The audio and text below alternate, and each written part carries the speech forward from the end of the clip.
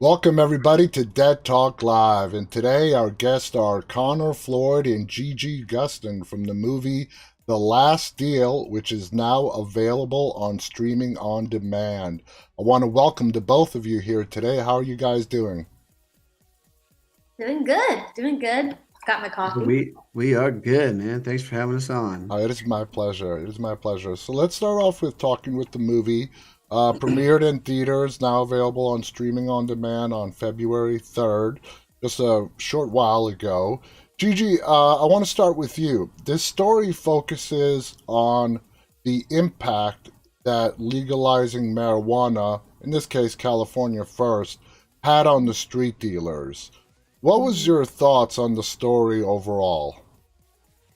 Well, I was really excited when I got the script because I hadn't quite read anything like it. I blow through so many scripts. And the reason why I liked this one was because it was so original and territory that I hadn't seen be explored. So that's why I wanted to be a part of it. Definitely. I've never seen a movie that actually showed the impact that it had on the black market trade of marijuana once it became legalized. The news media really didn't cover it. Television, movies never covered it until now. So it was definitely a unique take and something that we as viewers have never seen before. Now, Connor, your character Marcus is one of the lead characters, Vincent Byers. You come across as someone who was sort of born with a silver spoon in your mouth, like entitled. What were your impressions of Marcus when you first heard about the character, read him, and so on?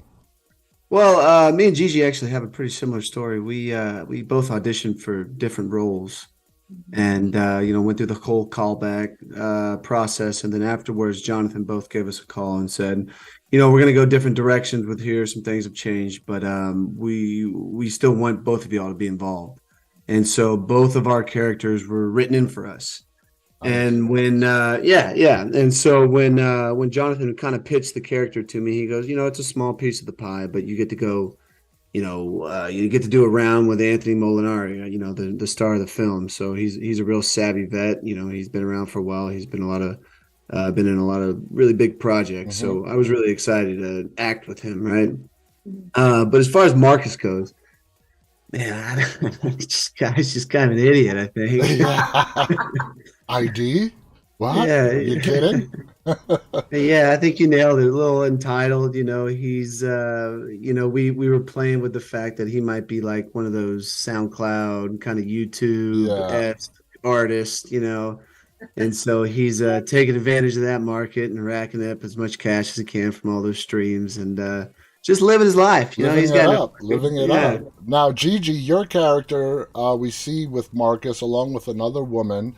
Uh, it sort of goes into feeding into the uh, aspect that we're given of Marcus, that he's sort of whatever he wants, he gets. He has money, and women are after him because of his money. Is that how you see your character, whose name is Brittany, as being with Marcus just for what he can do for her, get for her, and so on? Yeah, I think so. I think she's here for a good time, not a long time. You're with me just for my money, Gigi. So sorry, you got me. But yeah, it's and I loved the way that Connor played his character because it really gave me some room to play. And he's like, "Hey, Brittany, get my ID."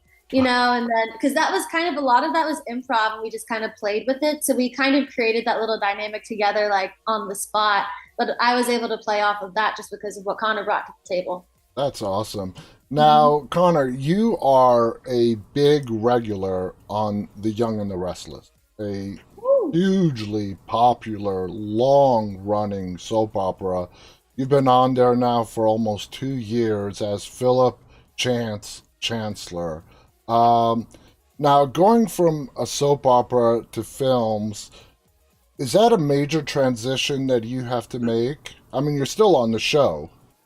Yeah. It's totally different because I had done, things like The Last Deal. We actually shot that before I was on the show. So Hmm. coming from film, going to the TV was it was a big adjustment just because, that show, we're shooting on a soundstage. We got 4 cameras shooting. There's the lighting set up. It's just like little things that you kind of lose from film, where you kind of lose the freedom. Yeah. That scene that me and Gigi did, Jonathan was like, "Get after it, do whatever you want. I don't care. We'll follow you. You're not worried about cutting off somebody's light or getting in somebody's camera angle or something like that." And so movement kind of becomes restricted on those sound stages just because of the camera angles and the lighting. So Now, yeah, it's just little things like that. it was really interesting as I was looking up your guys' career path. You both got into the business around the same time. You both have about the same amount of credits, which is a lot, under your belts as well. Now, Gigi, you have quite a few upcoming films. You've been really promoting Nightmare at Precinct 84. What Yeah. can you tell us about Nightmare and your role in it, if anything at all?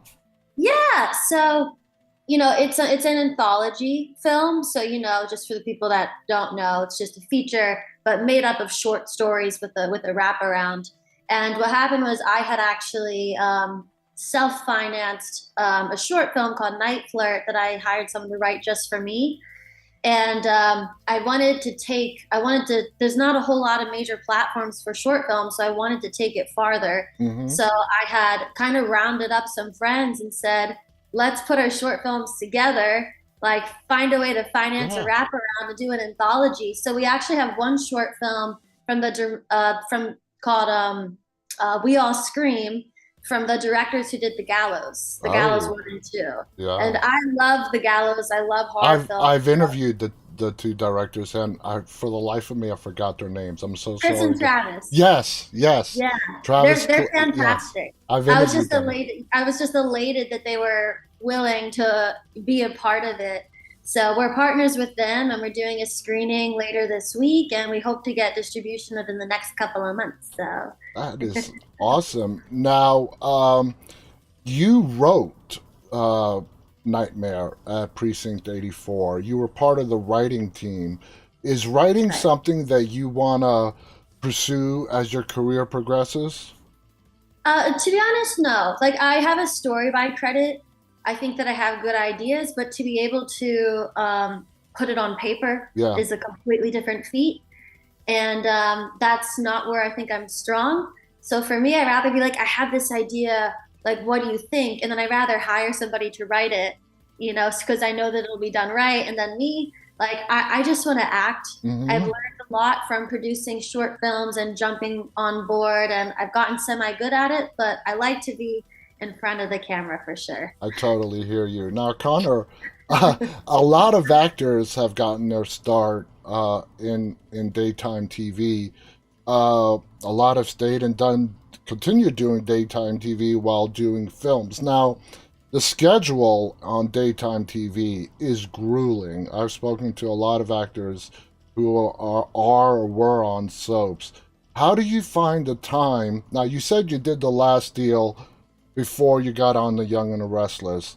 Have you done any films since you've been on The Young and the Restless? I haven't. I've been strictly this for, the past year and a half. But it's kind of funny. A lot of these films that I did beforehand they took a little longer in production. So now they're finally coming to light. Like The Last Deal, there's another movie on Lifetime that's coming out next month. But yeah, it's just been all soaps for the last year and a half, baby. Now, do you see moving forward as your career progresses, you think you could find a balance to continue doing feature films while keeping your role on The Young and the Restless, or is one or the other going to have to give? No, I think so. I mean, I love film. That's why I got into this. So it would be nice to get back to that down the road. Now, You can do it all. yeah, You stop it. I just bring it up because I know, daytime TV, you're pushing out 5 new episodes every week.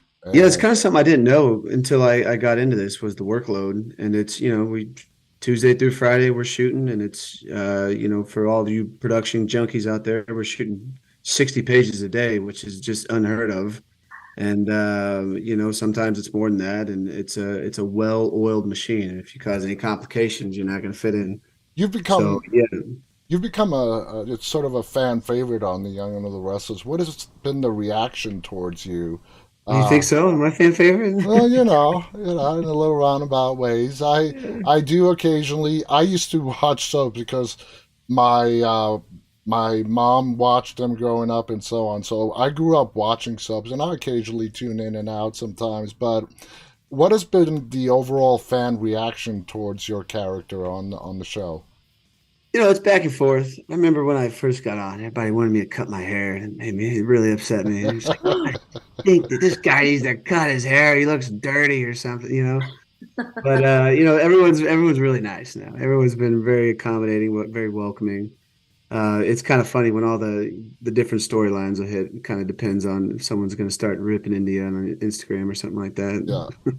People get very heavily invested. Now, Yeah, yeah. Gigi, you have done a lot of horror films so far. Do you consider yourself a fan of the genre? Oh, absolutely. Hardcore. So, like moving forward, you wanna, you said you're happy being in front of the screen, being an actress. Yeah.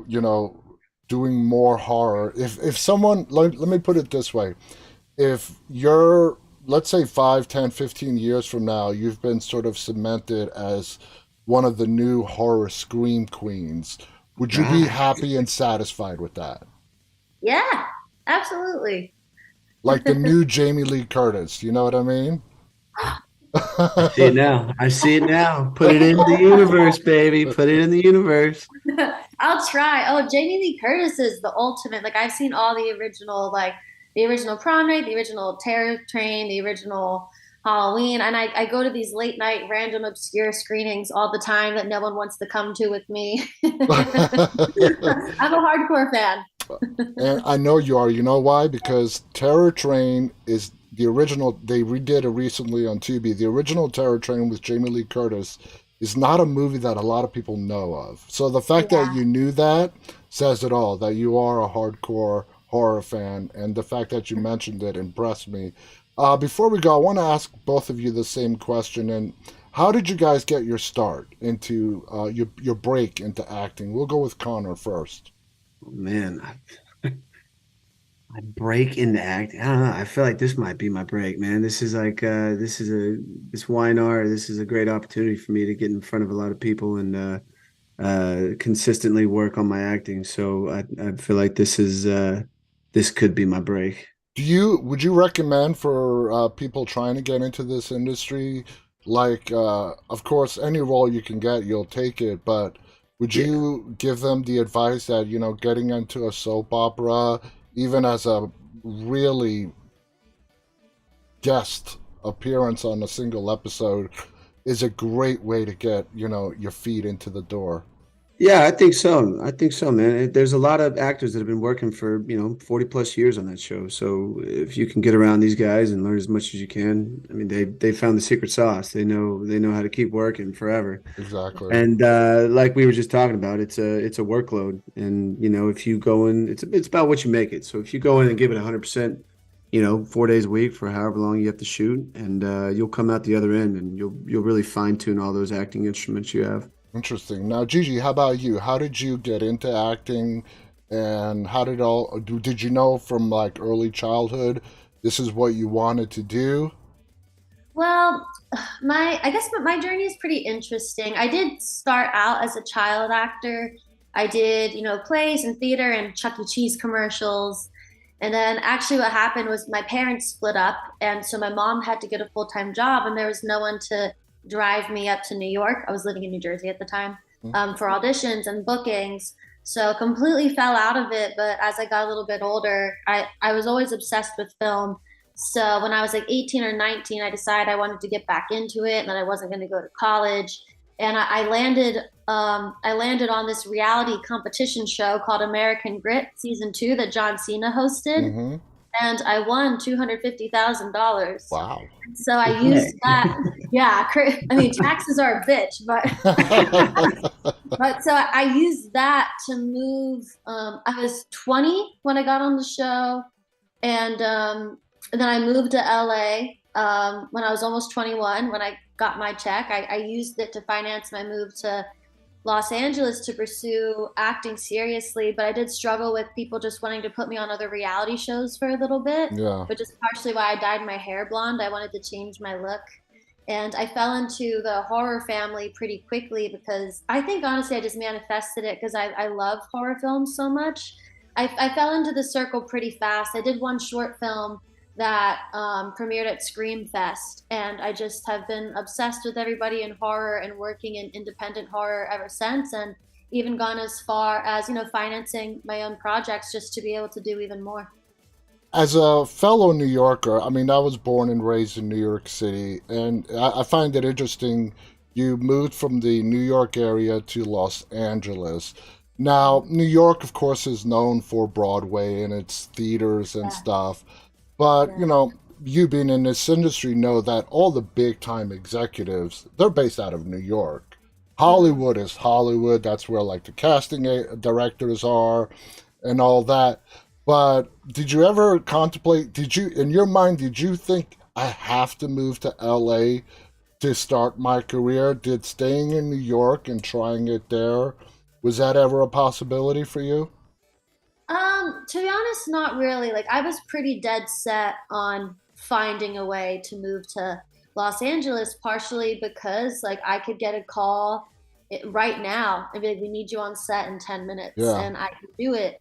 And that just wasn't a possibility in New Jersey. And New York is a lot of theater and also modeling, and I really love just in front of the camera work, and I just want to do film and TV. So this seemed like the right move. I mean, and I I knew that if I had even given myself the idea of like maybe I could stay here and make it work, that I wouldn't make the jump. So I just like I saw the open window and I jumped out of it without thinking, because I didn't want to second guess myself. Well, good for you. Good for you. Connor, The Young and the Restless, that's shot in LA, right?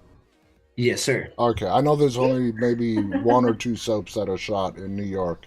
I want Yeah, to there's a thank couple. I don't know. Yeah, Yeah. yeah. I want to thank the both of you. This has been a fun conversation. Connor Floyd, Gigi Gustin. The movie, guys, is called The Last Deal.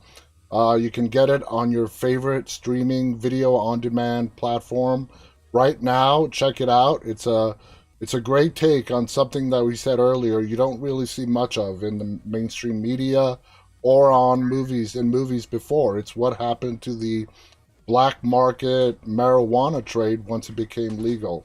So definitely check it out. I want to thank our guests again, Connor, Gigi, our audience, those of you who are tuning in live, and those of you who will be watching later on. On behalf of all three of us, stay safe, stay walking. Bye, everybody. Thank y'all.